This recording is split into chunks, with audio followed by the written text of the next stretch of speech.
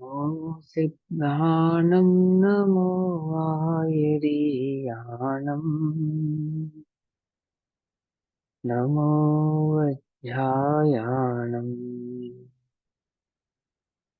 नमो लोये सवसाहुनम्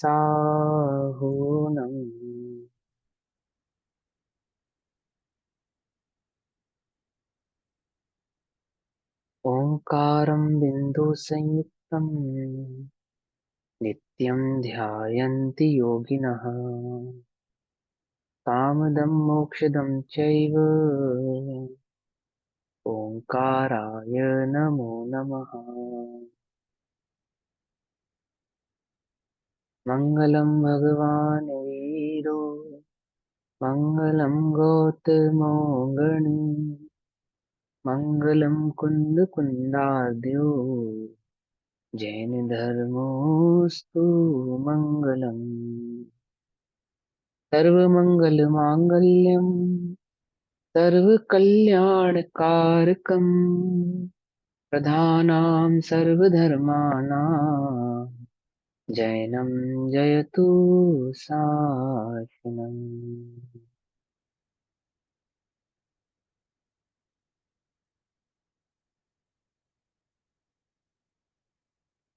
नमः समय साराय सानुभूत्या च कासते चित्स्वभावाय भावाय सर्वभावान्तरच्छिदे।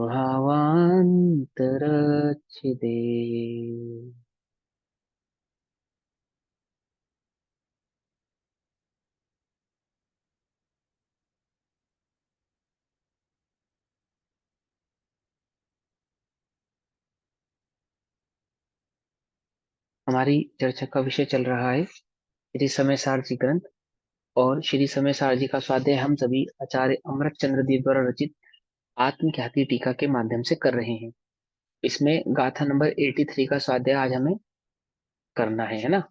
कर्ता कर्म अधिकार गाथा number 83, page number 152, 152 number page, 83 number गाथा। तो करते हैं, पाठ करेंगे गाथा पाठ। निश्चयेन यस्य एवम् आदा अप्पाणमेव हि करेदि वेद यदि पूर्णोत्तम चैव जान अत्तादु अत्ताणम्। प्रसंग चल रहा है कर्ता कर्म अधिकार में कि एक द्रव्य दूसरा द्रव्य का कर्ता नहीं होता। क्यों नहीं होता? क्योंकि दो द्रव्यों के बीच में व्यापी व्यापक संबंध नहीं होता। व्यापी व्यापक संबंध नहीं होने से कर्ता कर्म संबंध भी होता नहीं है। निमित्त नैमित्तिक संबंध होता है, और निमित्त नैमित्तिक संबंध भी कोई संबंध नहीं है, कहने भर का संबंध है कि लोक में व्यवहारार्थ हेतु कि दो द्रव्यों के परिणमन जो अनुकूल प्रतिभाषित होते हैं, अनुकूल अर्थात एक दूसरे के निमित्त से होते हुए देखे जाते हैं, उनको निमित्त नैमित्तिक संबंध कहा जाता है। देखे जाते हैं, होते नहीं है। एक दूसरे के निमित्त से होते देखे जाते हैं, होते नहीं है। ट्रेन की दो पटरियां आगे जाकर आपस में मिल जाती हैं, ऐसा देखा जाता है, परंतु होता नहीं है। यहाँ दो पैरेलल लाइन आपस में मिल सकती नहीं है ना। ऐसे विश्व में बहुत सारी चीजें हैं जो देखी जाती हैं, होती हुई देखी जाती हैं। इसको कहते हैं काकतालिक नहीं। यहाँ ताली बजाएं और कहीं दूर डाल पे बैठा कौवा उड़ जावे, तो क्या होता है कि ताली बजाने से कौवा उड़ गया, ऐसा कहा जाता है। परंतु वास्तव में तो कौवे के उड़ने का ताली बजाने से कोई संबंध नहीं है। ऐसा ही क्यों कर्ता कर्म संबंध होने के लिए क्या चाहिए कि अंतर व्यापक होना चाहिए, है ना। आदि मध्य अंत में व्यापक होना चाहिए कर्म के साथ कर्ता को, तभी उसके साथ कर्ता कर्म संबंध सिद्ध हो सकता है। ये भाव हमने अभी तक पढ़ा। तो अब यहाँ बता रहे हैं कि कर्ता कर्म संबंध नहीं है तो कैसा संबंध है? निमित्त नैमित्तिक संबंध। वो हमने गाथा नंबर पीछे 81, 82 और 80 इन तीन गाथाओं में पढ़ा। अब मूल भाव समझाएंगे कि वेदता किसको है, भोक्ता किसको है। आत्मा करे निज को ही यह मंतव्य निश्चय नहीं का अरुभोग भोगता निज को ही आत्मा, शिष्य यो तू जानना। है ना? जो तू नहीं जानता, ये बात जान तू अब। क्या जान? कि हमारा मंतव्य तो यह है। क्या मंतव्य? मंतव्य अर्थात वस्तु व्यवस्था तो यह है। केवली भगवान ने तो ऐसा ही देखा है।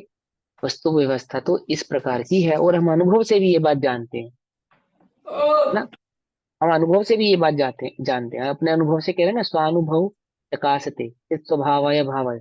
अपने अनुभव से भी हम ये बात जानते हैं। क्या जानते हैं? कि आत्मा करे निज को ही, अर्थात अपने ही भावों का करता है, अपने ही भावों का भोगता है।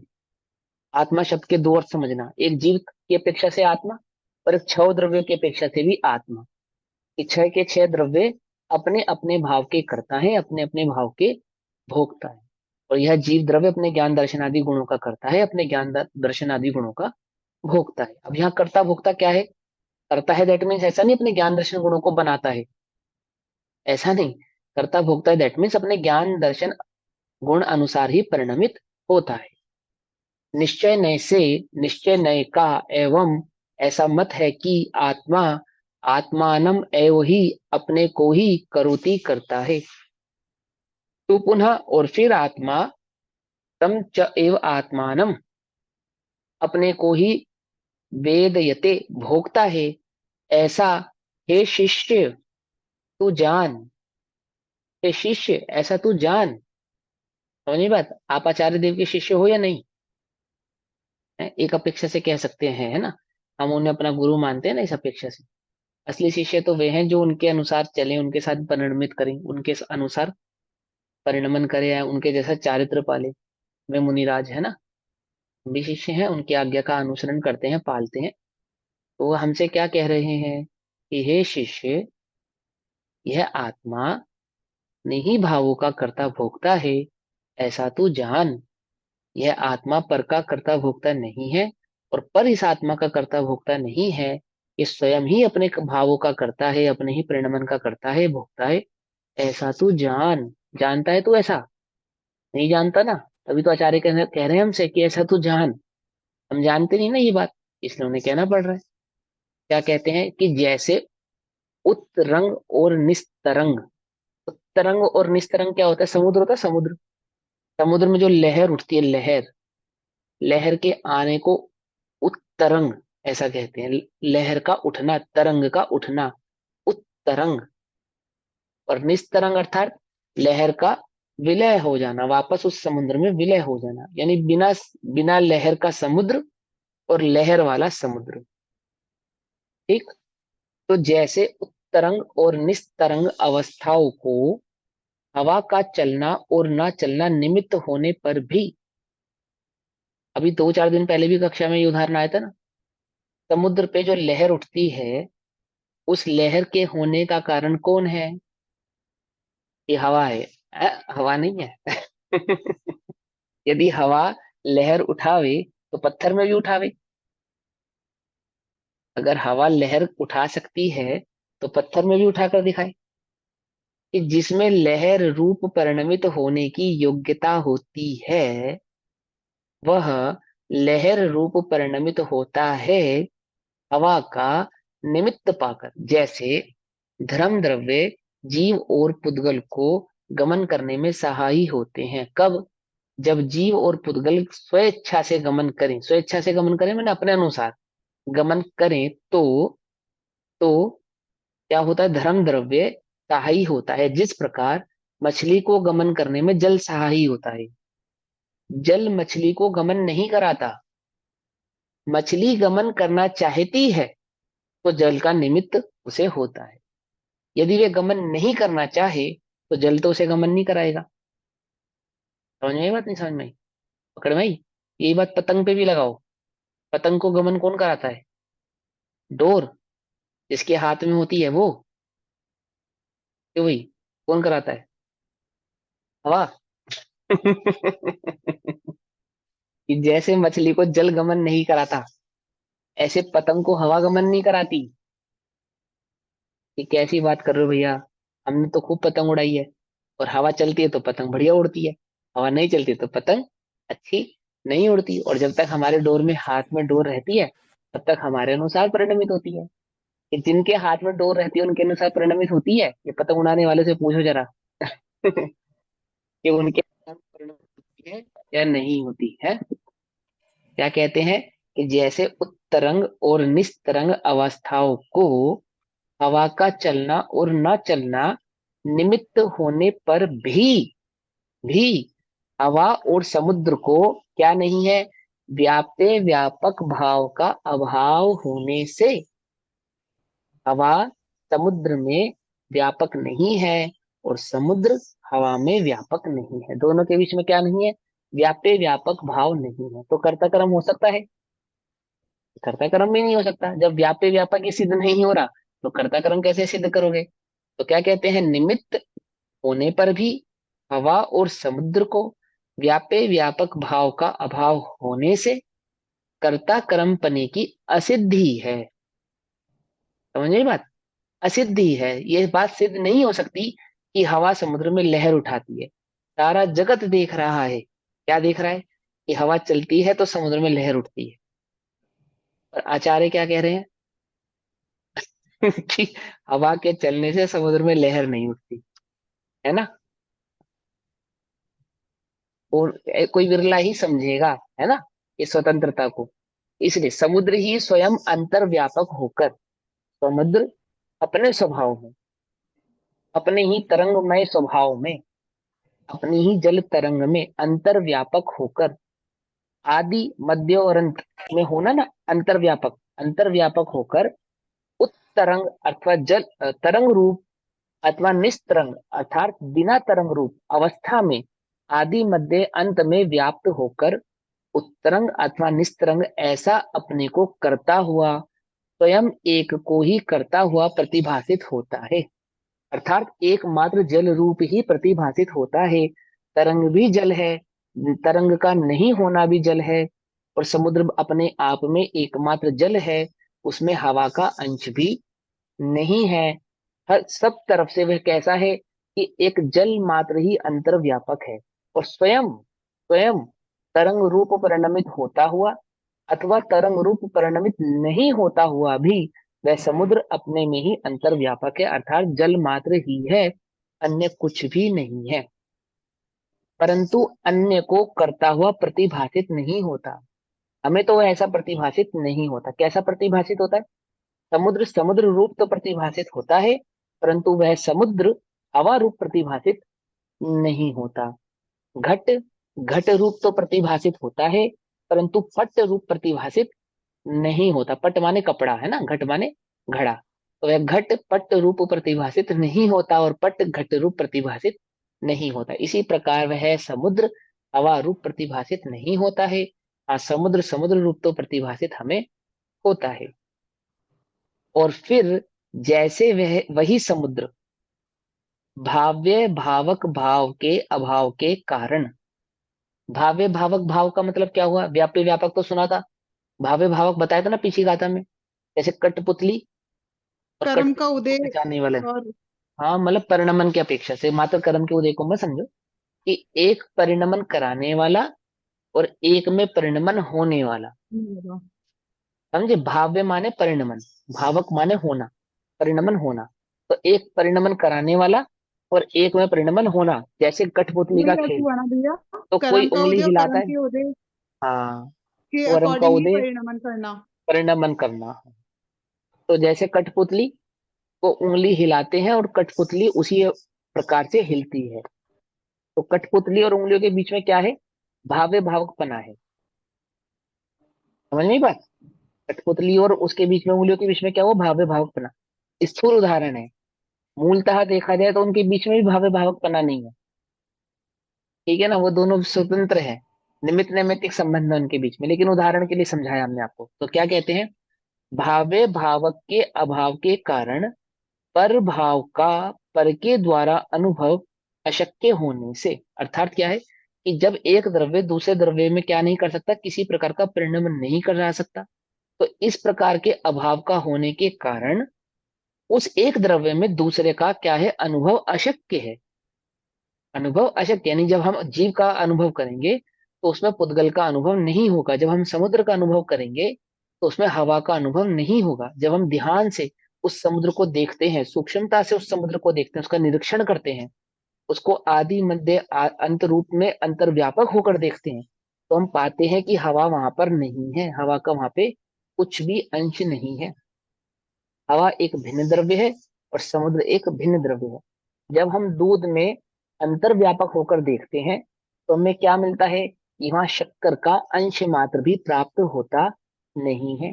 भले ही वो मिठास रूप से परिणमित होता हुआ हमें दिखाई दे रहा है, दिखाई दे रहा है, देख में अनुभव में आ रहा है, परंतु सूक्ष्मता से नजदीक जाकर देखने पर तो यह प्रतिभासित होता है। क्या प्रतिभास होता है कि इसमें शक्कर का अनुभव नहीं होता, उस दूध में शक्कर का अनुभव नहीं होता, उस समुद्र में हवा का अनुभव नहीं होता, एक द्रव्य में दूसरे द्रव्य का अनुभव नहीं होता, जीव द्रव्य में उद्गल द्रव्य का अनुभव नहीं होता। आई बात समझ में?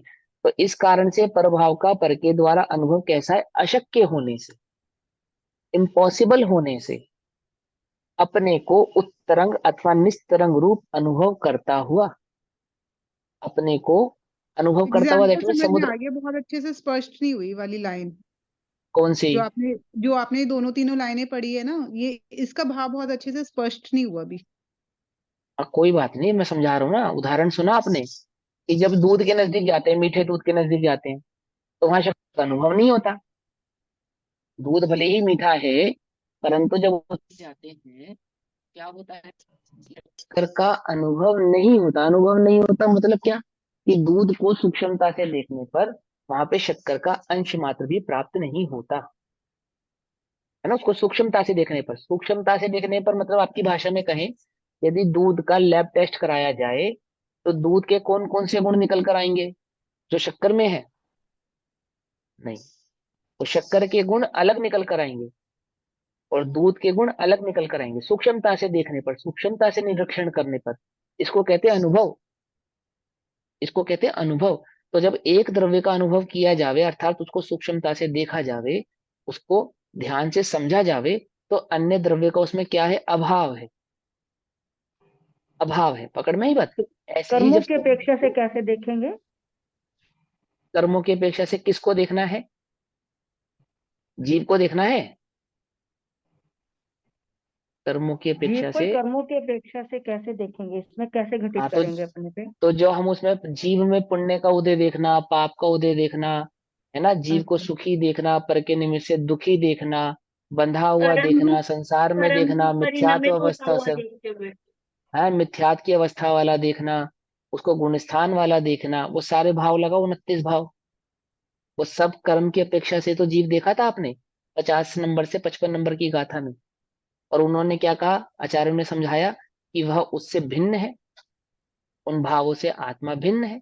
कर्म की अपेक्षा से देखो, अपने को शरीर वाला मनुष्य देखना, अपने को अन्य गति रूप वाला देखना, प्रकार से जो अनुभव करना देखना होता है वह कैसा है? एक मिनट जरा होल्ड करना।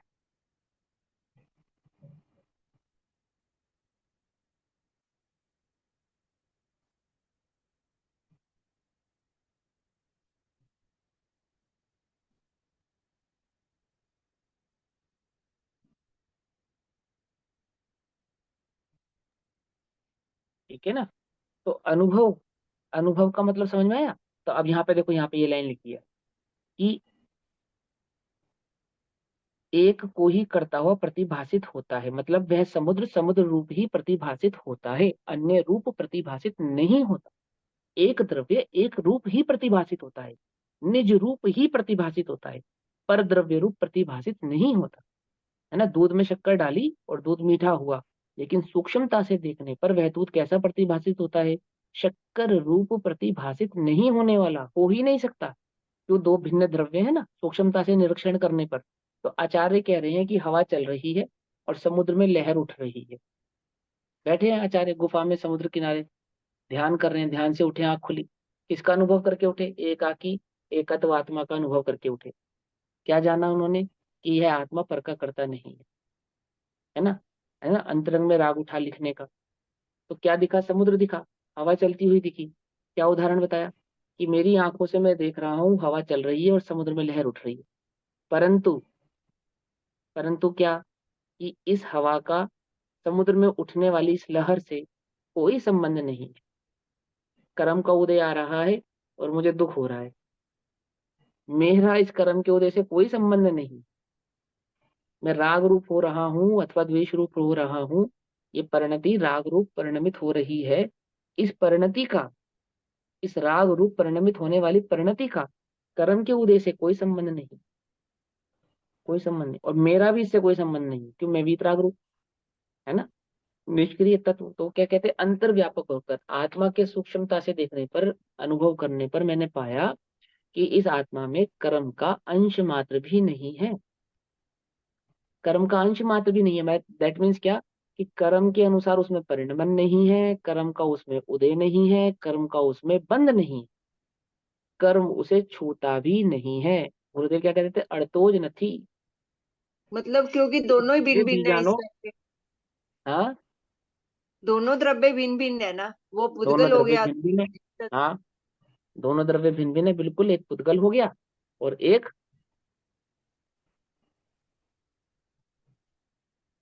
मेरा ब्लूटूथ डिस्कनेक्ट हो गया।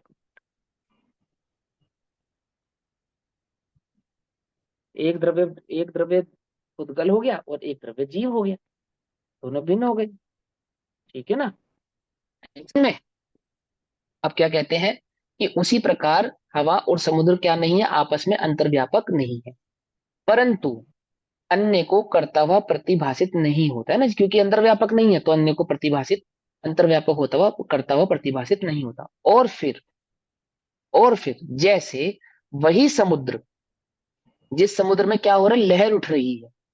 अभी हमें कैसा दिख रहा था कि हवा के चलने के कारण समुद्र में लहर उठ रही थी। तो पहले तो ये समझाया कि लहर जो उठ रही है वो हवा के कारण नहीं उठ रही, क्योंकि हवा और समुद्र के बीच में क्या नहीं है, व्यापी व्यापक संबंध नहीं है। लेकिन व्यापी व्यापक संबंध नहीं होने पर भी समुद्र में परिणमन तो हो रहा है ना लहर का, समुद्र में लहर का एक परिणमन तो हो ही रहा है ना। आपने कहा हवा के कारण नहीं हो रहा, चलो हमने मान लिया कि हवा और समुद्र के साथ क्या नहीं है, व्यापी व्यापक संबंध नहीं है। और व्यापी व्यापक संबंध नहीं है तो कर्ता कर्म संबंध भी नहीं है। लेकिन समुद्र में लहर तो हो रही है, ये तो दिख रही है, स्पष्ट दिख रही है कि हाँ हो रही है। तो ये क्या है कि इस समुद्र में जो लहर का होना है, समुद्र में लहर का होना, क्या होना, भाव्य भावक, यानी कि परिणमन।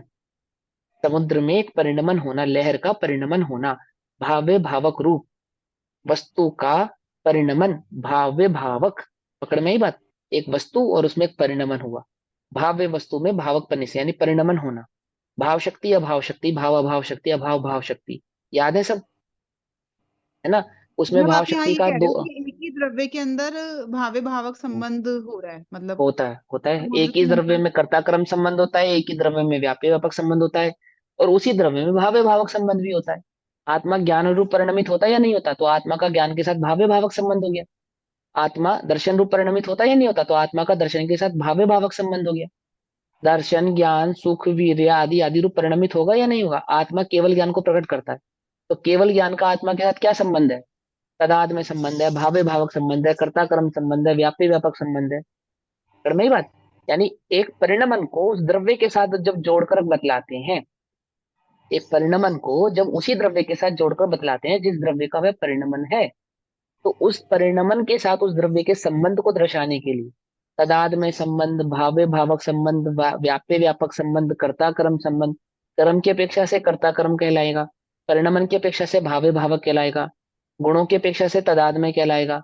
पकड़ में ही बात, तो फिर नहीं समझ में कठपुतली आई? और उसका आपने उंगली का बताया भाव्य भावक संबंध, फिर वो कैसे हुआ भाव्य भावक बना, कठपुतली और आपने उंगली पूरा नहीं का? सुना, आपने पूरा नहीं सुना होगा। मैंने ये कहा कि वह उदाहरण मात्र है, मूलतः तो दोनों के बीच में कोई संबंध नहीं है, दोनों भिन्न ही अच्छा, है, परंतु आपको समझाने के लिए मैं एक उदाहरण दे रहा हूं ओके, ठीक है, ताकि आप समझ सको। ठीक है, उदाहरण मात्र के लिए, ठीक है। भाव्य भावक उदाहरण मात्र के लिए। मूलतः तो भाव्य भावक संबंध दो द्रव्यों के बीच में नहीं होता। एक ही द्रव्य के जो अपने अनंत गुण हैं, उन अनंत गुणों के परिणमन के साथ ही उस द्रव्य का भावे भावक संबंध होता है। पकड़ में आई बात मतलब या नहीं पकड़ परिणमन में? होने की शक्ति उसके अंदर ही होती है, इसलिए हाँ भावे भावक। अपनी होती है। हाँ अपने गुणों का परिणमन होता है, इसलिए वो भावे भावक होता है। देखो आत्मा में ना दो शक्ति होती है, भव्यत्व शक्ति और अभव्यत्व शक्ति। भव्य भी होता है ये आत्मा और अभव्य भी होता है, ये अनुजीवी गुण होते हैं। ये सिद्धों में भी होते हैं। क्या कह रहा हूँ? अभव्यत्व सिद्धों में भी होता है और भव्यत्व भी सिद्धों में होता है। क्या होता है भव्य भव्यत्व? ये हमने तो ये सुना था कि अभव्य जीव कभी सिद्ध नहीं होते, हमने तो ये सुना था। और आप कह रहे हो कि सिद्धों में भी अभव्यत्व होता है। अब ध्यान से समझना इस बात को, ठीक है ना?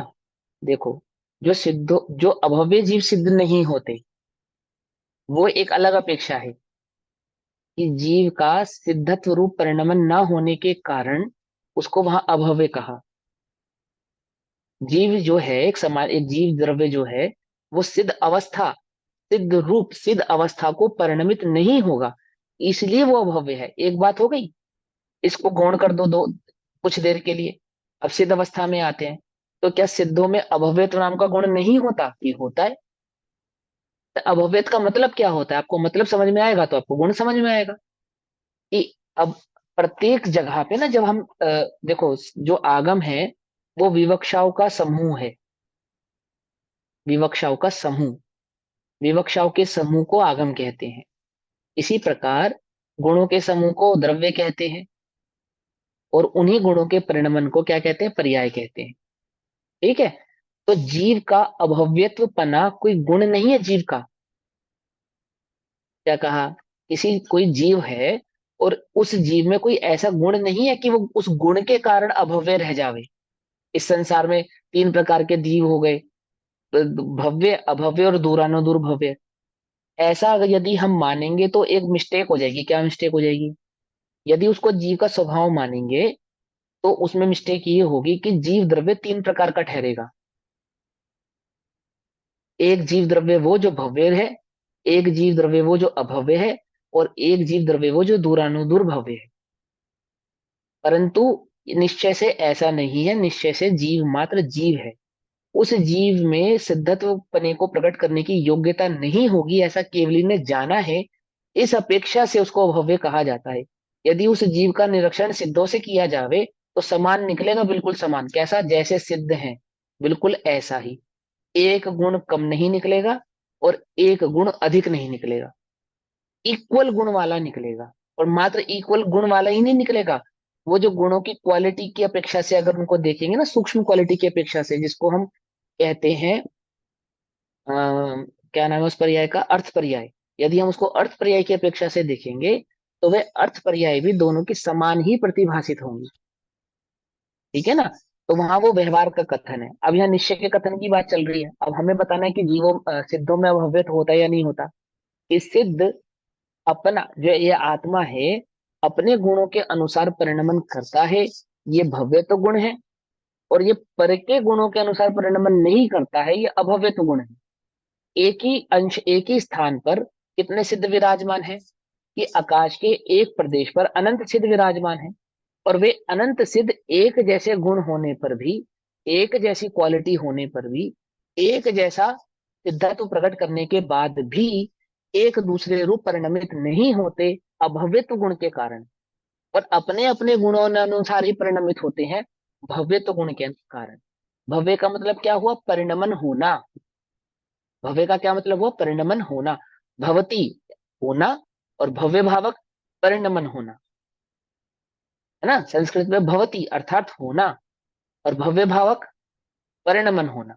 अपने होने से अपना परिणमन होना, अपने गुणों के आधार से अपना परिणमन होना, पर के आधार से अपना परिणमन नहीं होना। पकड़ में ही बात? पर के साथ नहीं होना अभव्यत्व, अपने अनुसार होना भव्यत्व। हम भव्य हैं या अभव्य हैं? यदि कोई तुम्हें अभव्य कहे तो घबराना मत। कि जैसे हम पर कल के परसों अनुसार लाइन परिणमन आई थी नहीं ना, करते अधर्मी हैं। और धर्मी की, ऐसे ही घटित किया था हाँ उसने। ऐसे ही होता है, घटित हुआ नहीं, ऐसे ही घटित होता है। आगम को ध्यान से सूक्ष्मता से समझोगे, गुरुदेव की शक्तियों के प्रवचनों को बहुत ध्यान से पढ़ोगे, तो आपको समझ में आएगी ये बातें। समझ आए? तब आपको ये बात, ये सिद्धांत समझ में आएगा। इतने 47 शक्तियां नहीं है आत्मा में, अनंत शक्तियां हैं। और एक एक शक्ति, कई एक नाम की कई शक्तियां हैं। जैसे भव्य नाम की एक शक्ति नहीं है आत्मा में, भव्य नाम की कई शक्तियां हैं आत्मा में, एकमात्र शक्ति नहीं है। धर्म नाम की एक शक्ति नहीं है आत्मा में, धर्म नाम की और भी कई शक्तियां हैं। जैसे आपने सुना सप्तभंग, तो सप्तभंग में कौन कौन से भंग पढ़े आपने? स्यात् अस्ति, स्यात् नास्ति, स्यात् अस्ति नास्ति। अब मेरी बात को उल्टा ना पकड़ना, कंफ्यूज मत होना। स्यात् अस्ति अस्ति, स्यात् नास्ति नास्ति भी होते हैं। समझे मेरी बात? मात्र स्यात् अस्ति, स्यात् नास्ति, स्यात् अस्ति नास्ति नहीं होते। स्यात् अस्ति अस्ति भी होते हैं, स्यात् नास्ति नास्ति भी होते हैं। लेकिन वो जब आप ध्यान से समझोगे ना अपेक्षा को, तो वो बात समझ में आपके आएगी। इसी प्रकार यहाँ समझो कि आत्मा भव्य है या अभव्य है, कि भव्य भी है और अभव्य भी है। पकड़ में ही बात? वहां अभव्य पे मत चले जाना, जो कभी मोक्ष नहीं होगा। ये तो पक्की बात है, अपना तो मोक्ष पक्का है। जिसने एक बार भी प्रसन्न चित्त से, प्रीति चित्त से मैं आत्मा हूं यह बात सुनी है, वह निश्चित ही कैसा है, भव्य है ना। उस भव्य का तो ये उत्तर है। ठीक। और इस भव्य का क्या उत्तर है, कि मैं अभव्य हूं या भव्य हूं? कि मैं भव्य भी हूं और अभव्य भी हूं। कि अपने गुणों के अनुसार परिणमन करने के कारण मैं भव्य हूं, और पर के गुणों के अनुसार, पर द्रव्य के अनुसार मैं परिणमन नहीं करता, इसलिए मैं अभव्य हूं। है ना, पर अनुसार परिणमित नहीं करने के कारण। पकड़ में आई? ध्यान से समझना। किसी से, किसी पंडित से बहस में मत लग जाना।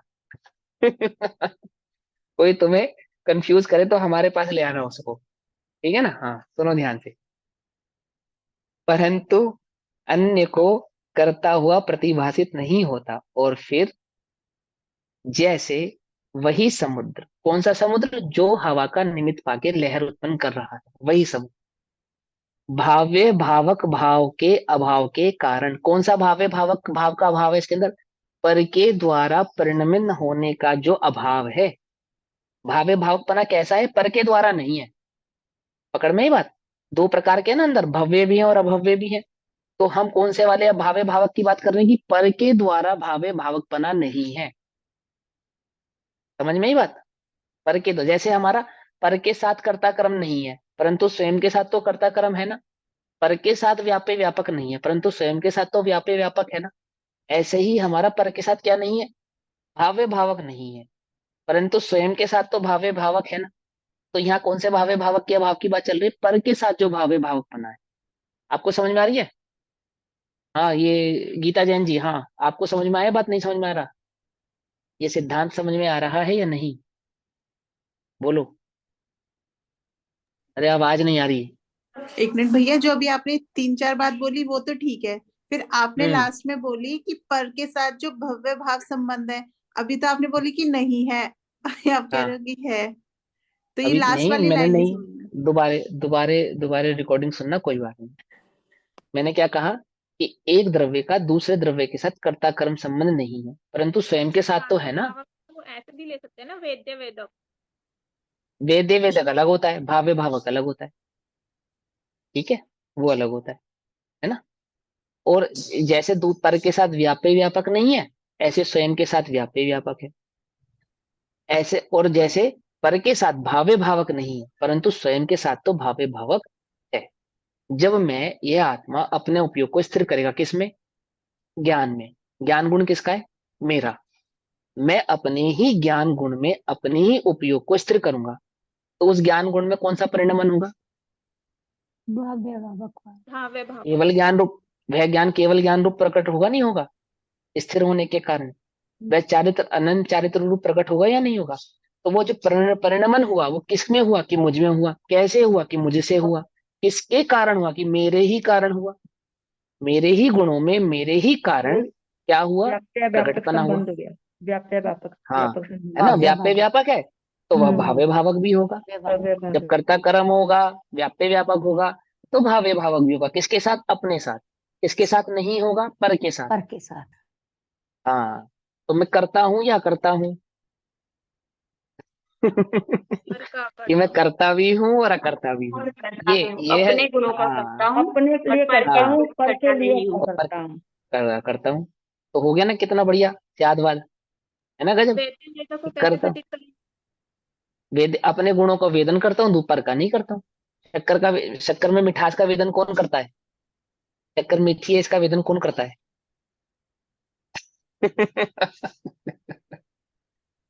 बोलो भैया, कि शक्कर मीठी है, शक्कर स्वयं जीव उसका करेगी। वेदन नहीं करता। जीव शक्कर उसका स्वयं वेदन नहीं करेगी। करता। हाँ, जीव शक्कर के उस गुण को जानता तो है, परंतु भोगता नहीं है। अभी पिछली गाथाओं में पढ़ा था या नहीं पढ़ा था? याद आया? पिछली गाथाओं में समझाया था ना कि वह उसके गुण को जानता तो है। जीव पुद्गल के गुणों को जानता तो है, पुद्गल के गुणों के परिणमन को भी जानता, उनकी पर्यायों को भी जानता है, परंतु उसको भोगता नहीं। तो एक भोगता बारी नहीं। उसके ऊपर लगाना भैया, मोह राग द्वेष के ऊपर लगा के बताओ एक बारी। जैसे ये हाँ, जीव तो कर्म के मोराग देश अनुसार को। परिणमित होते हुए दिखाई देता है, तो वहां पे हाँ, भावे भाव संबंध है ही नहीं, क्योंकि वो नहीं है। स्वयं की खुद की योग्यता से वो वैसा परिणमन कहाँ हाँ, है भैया। होता दो हाँ। असमान जाति पर्याय का परिणमन है वो। हम्म। वो असमान मतलब जाति जो ये पर्याय भावे वो भावक है वो अपने में ही लगेगा, मतलब जो अपने गुणों अपने। का करता, हाँ, अपने स्वयं का हाँ, परिणमन जो हो रहा है गुणों हाँ, में, उसमें हाँ। लगेगा मतलब। षटकारक एक बार फिर से सुनना। ठीक है, वो षटकारक शक्तियां जो है वो यहीं से तो निकल कर आई हैं। कर्ता कर्म शक्ति कौन सी है? कर्ता कर्म अधिकार से आई है। ठीक है ना? यहीं से योग षटकारक को फिर से समझना, फिर से सुनना, तो और डाउट क्लियर होगा। नहीं समझ में आएगा फिर पूछना, है ना? 33 सागर तक करते हैं देव, तो वहां पे चर्चा कहाँ सर्वार उद्गल का सिद्धि अपने में व्याप्य व्यापक संबंध है और जीव में अपना का। अपने में व्यापक हाँ, होता है। हाँ। सिर्फ व्याप्य व्यापक नहीं, जीव का अपने गुणों के साथ, मेरा मेरे गुणों के साथ व्याप्य व्यापक संबंध भी है, कर्ता कर्म संबंध भी है, और भाव्य भावक संबंध भी। और किसके साथ नहीं है? कि पर के साथ नहीं है। तो मैं कर्ता भी हूँ, अकर्ता भी हूँ, भव्य भी हूँ, अभव्य भी हूँ, व्याप्य भी हूँ, और अव्याप्य भी हूँ। कि स्व के साथ करता हूँ, स्व का भोगता हूँ, स्व का वेदन करता हूँ, पर का ना भोगता हूँ, ना पर का करता हूँ, ना पर का वेदन करता हूँ। एकत ममत कर्तृत्व भोक्तृत्व, ये चार किसके साथ नहीं है? पर के साथ नहीं है। किसके साथ है? अपने साथ है। पर के साथ ना एकत्व है, ना पर के साथ कर्तृत्व है, ना पर के साथ ममत्व है, और ना पर के साथ भोक्तत्व है। पर अपने साथ एकत्व भी है, ममत्व भी है, कर्तृत्व भी है, और भोक्तत्व भी है। पकड़ में ही बात? हाँ, तो इसी बात को यहाँ समझा रहे हैं। तो जैसे वही समुद्र भाव्य भावक भाव के अभाव के कारण पर भाव का पर के द्वारा अनुभव अशक्य होने से, अर्थात पर का परिणमन करने में असमर्थ होने से, हम अगर उसको सूक्ष्मता से देखेंगे तो क्या अनुभव करेंगे? हमारे अनुभव में यही आने वाला है कि एक द्रव्य दूसरे द्रव्य का करता नहीं है। उस लैब में दूध की रिपोर्ट जब आएगी लैब से, तो क्या रिपोर्ट आएगी? कि दूध और शक्कर भिन्न भिन्न है। पानी जो है वो ऑक्सीजन और हाइड्रोजन से मिलके बना है। कैसे मालूम आपको? किसने बताया? लैब की एक रिपोर्ट है ना, विज्ञान की, है ना? उस रिपोर्ट ने क्या करा? वो दो द्रव्यों को भिन्न कर दिया, दो द्रव्यों को भिन्न करके बताया कि पानी एक द्रव्य नहीं है। कितना द्रव्य है? दो द्रव्य है। इस बात पे सबको आंख मूंद के विश्वास है या नहीं? है ना? और दिखता कितना द्रव्य है? एक द्रव्य। एक द्रव्य रूप से प्रतिभासित होने वाला वह पानी विज्ञान की दृष्टि से देखने पर एक नहीं है, दो है। इसी प्रकार से संसार में एक द्रव्य का परिणमन होता हुआ, एक द्रव्य के द्वारा परिणमित होता हुआ ये पुद्गल अथवा यह जीव एक नहीं है। असमान जाति पर्यायों का ये परिणमन दो द्रव्यों का अथवा छह द्रव्यों का परिणमन है। पकड़ में ही बात? नहीं पकड़ में ही? उस विज्ञान का भरोसा है, वितराग विज्ञान का भरोसा नहीं। आजकल सब चिल्ला चिल्ला के कह रहे रात में मत खाओ, रात में मत पियो, 12 घंटे की फास्टिंग रखने से शरीर निरोग होता है, औषध में भी औषध होता है, आदि आदि सब मान रहे हैं। और भगवान ने बताया तो नहीं मानते हैं। भावे भावक कैसे मानेगा? इतनी सी बात ना माने तो क्या कहते हैं? तो समुद्र भावे भावक भाव के अभाव के कारण पर भाव का पर के द्वारा अनुभव अशक्य होने से अपने को उत्तरंग अथवा निस्तरंग रूप अनुभव करता हुआ, यानी वह अनुभव अपने को ही तरंग रूप से परिणमित करता हुआ और अपने को ही तरंग रूप से परिणमित नहीं करता हुआ, यानी स्थिर रहता हुआ, स्वयं एक को ही अनुभव करता हुआ प्रतिभासित होता है। यदि विज्ञान की दृष्टि से देखा जावे तो वह पानी दो द्रव्य पर प्रतिभाषित होते हैं। ऐसे ही वीतराग विज्ञान की दृष्टि से देखा जावे तो वह द्रव्य अपने ही अनुसार अपने ही गुणों में भाव्य भावक रूप से तो प्रतिभाषित होता है, परंतु पर के साथ भाव्य भावक रूप से प्रतिभाषित नहीं होता। पकड़ में ये बात? आगे, परंतु अन्य को अनुभव करता हुआ प्रतिभाषित नहीं होता, यानी अन्य का परिणमन कराता हुआ प्रतिभाषित नहीं होता, अन्य के द्वारा परिणमित होता हुआ प्रतिभाषित नहीं होता।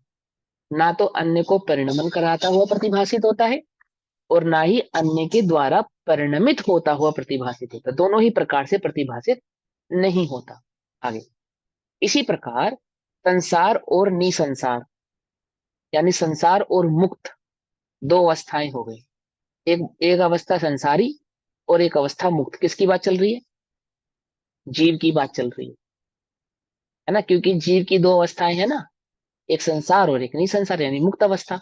तो इसी प्रकार संसार और निसंसार यानी मुक्त अवस्थाओं को पुद्गल क्रम के विपाक का, यानी कि पुद्गल क्रम के उदय का, उसकी निर्जरा का, है ना, पुद्गल क्रम के विपाक का मतलब पुद्गल क्रम के उदय अथवा उसकी निर्जरा का संभव और असंभव निमित्त होने पर भी, पुद्गल कर्म का जीव के साथ निमित्त होने पर भी पुद्गल कर्म और जीव को व्यापे व्यापक भाव का अभाव होने से कर्ता कर्म पने की असिद्धि है। इसलिए जीव ही स्वयं अंतर्व्यापक होकर संसार अथवा निसंसार अवस्था में आदि मध्य अंत में व्याप्त होकर संसार अथवा निसंसार ऐसा अपने को करता हुआ, अपने को एक को ही करता हुआ प्रतिभाषित हो, परंतु अन्य को करता हुआ प्रतिभाषित ना हो। क्या कहते हैं कि इस संसार में ये जीव किसके कारण है? ये पुद्गल के कारण नहीं है। और इस संसार से जब जीव मुक्त होगा तो कैसे होगा? कि पुद्गल के अभाव के कारण नहीं होगा, क्योंकि ये इस संसार में पुद्गल के कारण नहीं है। जिसके कारण नहीं है उसके अभाव के कारण नहीं होगा। कर्म के कारण जीव संसार में है, ऐसा नहीं, अपने ही अज्ञान के कारण है, ये समझाना चाहते हैं। वह जो अज्ञान रूप परिणमन हुआ है वह जीव की अपनी योग्यता, अपनी भूल है, अपने द्वारा ही प्रतिभाषित होता है ना। और वह जो मुक्त अवस्था को प्रकट होगा, वो जो पर्याय का कन्वर्जन होगा, तो वह भी कोई कर्मों का अभाव हो गया है उसके कारण नहीं होगा। एक बात ये हो गई मोटी मोटी। अब थोड़ी सूक्ष्म बात समझो कि यदि जीव को ध्यान से देखा जाए, समझा जाए, उसका अनुभव किया जाए तो क्या दिखता है कि इस संसार में वह जीव ऐसा ही प्रतिभाषित होता है जैसा वहां सिद्धालय में सिद्ध भगवान प्रतिभाषित होते हैं, बिना कर्म वाला। अर्थात जीव का अनुभव करने पर कर्म का अनुभव नहीं होता। जीव का अनुभव करने पर जीव के ज्ञानादि गुणों के परिणमन में कर्म का कोई हस्तक्षेप नजर नहीं आता, उसके द्वारा वह परिणमित होता हुआ नहीं दिखता। जब हम जीव का अनुभव करते हैं तो हमें गुण स्थानों का अनुभव नहीं होता। जब हम जीव का अनुभव करते हैं तब हमें चार कषाय का अनुभव नहीं होता। जब हम जीव का अनुभव करते हैं तो आठ कर्मों का अनुभव नहीं होता। तो हमें जब अनुभव ही नहीं होता उसका जीव का अनुभव करने पर, तो आठ कर्मों के द्वारा वह परिणमित कैसे हो सकता है? क्योंकि वह कर्ता कर्म तो तभी सिद्ध हो सकता है जब दोनों में व्यापे व्यापक संबंध हो। और यदि उनमें व्यापे व्यापक संबंध होता तो जीव का अनुभव करने पे हमें कर्म का भी अनुभव होना चाहिए था, परंतु कर्म का अनुभव तो हमें होता नहीं है। तो इससे क्या सिद्ध होता है? इससे यह सिद्ध होता है कि यह जीव संसार अवस्था में है अथवा मुक्त अवस्था में, निसंसार अवस्था में, दोनों ही अवस्थाओं में अपने ही द्वारा किया जाता है, अपने को ही करता है, अपने को ही प्राप्त रहता है, अर्थात अपने ज्ञान दर्शन चारित्र आदि गुणों में ही प्रतिभाषित होता है, अपने ज्ञान दर्शन गुणों का ही करता है, अपने ज्ञान दर्शन गुणों में ही व्यापे व्यापक रूप से रहता है, और अपने ज्ञान दर्शन गुणादियों के साथ ही क्या होता है? भावे भावक रूप से परिणमित होता है। कोई पुद्गल के कारण, कोई कर्म के कारण, कोई अन्य द्रव्य के कारण इस जीव का परिणमन होता नहीं है, ना ही संसार अवस्था में और ना ही उस मुक्त अवस्था में। यदि कोई ऐसा माने कि कर्म छोड़ेंगे तो यह मुक्त होगा, तो ऐसा नहीं है, है ना। परंतु अन्य को करता हुआ प्रतिभाषित नहीं हो, है ना, अन्य को करता हुआ प्रतिभाषित नहीं होता, यानी पुद्गल को करता हुआ प्रतिभाषित नहीं होता, कर्म के द्वारा परिणमित होता हुआ प्रतिभाषित नहीं होता। और फिर उसी प्रकार यह जीव भाव्य भावक भाव के अभाव के कारण पर भाव का पर के द्वारा अनुभव अशक्य है, इसलिए संसार अथवा निसंसार रूप अपने को अनुभव करता हुआ, संसार अथवा निसंसार रूप अपने को अनुभव करता हुआ, अपने को अनुभव करता हुआ मतलब कर्म को अनुभव नहीं करता हुआ। जब हम जीव का अनुभव करेंगे तो किस किस का अनुभव नहीं होने वाला? कर्म सापेक्ष किसी भी बात का अनुभव नहीं होने वाला। जब आत्मा का अनुभव होगा तो मैं संघी पंचेंद्रिय हूं, ऐसा अनुभव नहीं होगा। जब आत्मा का अनुभव होगा तो मैं स्त्री हूं अथवा पुरुष हूं, ऐसा अनुभव नहीं होगा। जब आत्मा का अनुभव होगा तो मैं पहले गुण स्थान वाला हूं अथवा चौथे गुण स्थान वाला हूं अथवा छठे गुण स्थान वाला हूं, ऐसा अनुभव नहीं होगा। आत्मा का अनुभव होगा तो उस अनुभव में विद्युतों अथवा तीन कषायों का अनुभव नहीं होगा, नहीं होगा। समझ में बात? तो क्या कहते हैं कि इसलिए संसार अथवा निसंसार रूप आने को अपने को अनुभव करता हुआ, अपने को एक को ही अनुभव करता हुआ प्रतिभासित हो, परंतु अन्य को अनुभव करता हुआ प्रतिभासित न। समझ में बात? कर्म को अनुभव करता हुआ प्रतिभासित नहीं होता, अपने ज्ञान आदि गुणों का ही अनुभव करता हुआ प्रतिभासित होता है। बात समझ आ गई ना? कोई कंफ्यूजन तो नहीं है ना? ये कैसा है कि जब हम जीव को देखते हैं, जीव का अनुभव करते हैं, जीव पर दृष्टि करते हैं, जीव को सूक्ष्मता से समझते हैं, तो हमें उसमें पर का कोई अंश नजर नहीं आता। अंश नजर नहीं आता तो क्या क्या सिद्ध हुआ कि पर के साथ इसका व्यापक व्यापक संबंध नहीं है, इसलिए पर के साथ कर्ता कर्म संबंध भी नहीं है। तो जब पर के साथ व्यापक व्यापक नहीं है, कर्ता कर्म नहीं है, तो भाव्य भावक संबंध भी नहीं हो सकता। पकड़ में ही बात? उसके अनुसार वह परिणमन नहीं कर सकता। बात क्या थी कि हमें जीव और पुद्गल का निमित्त नैमित्तिक संबंध दिखाई देता है, तो वह निमित्त नैमित्तिक संबंध सिर्फ भाषा मात्र में है। मूलतः सूक्ष्मता से देखा जाए, निश्चय से देखा जाए, तो कैसा है कि जीव अपने ही भावों का करता है, या आत्मा अपने ही भावों का करता है, अन्य के भावों का करता नहीं है। अर्थात अपने ही परिणमन का करता है, पर के परिणमन का करता नहीं है। आत्मा को पर द्रव्य पुद्गल कर्म के निमित्त से संसार निसंसार अवस्था है। आत्मा उस अवस्था रूप से स्वयं ही परिणमित होता है, यानी आत्मा संसार अवस्था में है तो भी अपने अनुसार ही परिणमन हुआ है, और वह मुक्त अवस्था में जाएगा तो अपने ही योग्यता, अपने ही परिणमन से जाएगा। इसलिए वह अपना ही कर्ता भोक्ता है, उद्गल कर्म का कर्ता भोक्ता तो कदापि नहीं है। पकड़ में बस। अब व्यवहार बतलाते हैं। अब ये मूल बात तो यह है, और व्यवहार कैसा है संसार में, यह किसको कहा जाता है, उस बात को गाथा नंबर 84 में समझाएंगे। उसका स्वाध्याय हम कल करेंगे। तब तक के लिए सभी को जय एक जिनेन्द्र, बार ओम नमः सिद्धेभ्य। एक बार हाँ, इसको और क्लियर करो, यही किसको? संसार अवस्था और यही संसार अवस्था। हाँ, तो मेरा जीव एक संसार अवस्था में है, जो संसार अवस्था में परिभ्रमण कर रहा है और मुक्त होगा, तो किसी कर्म के कारण वो संसार में नहीं है और कर्म के अभाव के कारण मुक्त नहीं होगा। वो क्या कह रहे हैं कि वह जो परिणमन है जीव का अपनी स्वयं की योग्यता से, अपने आप से है, अपना है, पर के द्वारा किया गया नहीं है, और अपने ही योग्यता से, अपने ही द्वारा वह उस मुक्त अवस्था को प्राप्त करेगा। कोई पुद्गल उसको संसार में रोके हुए हैं और कोई पुद्गल उसको छोड़ेंगे और वो मुक्त हो जाएगा, ऐसा नहीं है। ऐसा नहीं, क्यों? क्योंकि जब हम आत्मा का अनुभव करते हैं तो हमें किसका अनुभव नहीं होता? पर का, पुद्गल का अनुभव नहीं होता। तो जब पुद्गल का हमें उस आत्मा में अनुभव नहीं होता, क्यों नहीं होता? क्योंकि उनमें दोनों में व्यापक व्यापक संबंध नहीं। जब मटके को देखते हैं तो उसमें कुम्हार दिखाई नहीं देता। क्या दिखाई देती है? मिट्टी ही मात्र दिखाई देती है। ऐसे ही जब आत्मा को देखते हैं तो क्या दिखाई देता है? ज्ञान दर्शन चारित्र सुख आदि तो गुण दिखाई देते हैं, परंतु क्या दिखाई नहीं देता? कर्म आदि के द्वारा जो उपस्थित उपाधियां हैं वे नजर नहीं आती। तो क्या समझ में आया कि उस कर्म का इस आत्मा के साथ क्या नहीं है? व्यापक व्यापक संबंध नहीं है। तो क्या नहीं हो सकता? कर्ता कर्म संबंध नहीं हो सकता।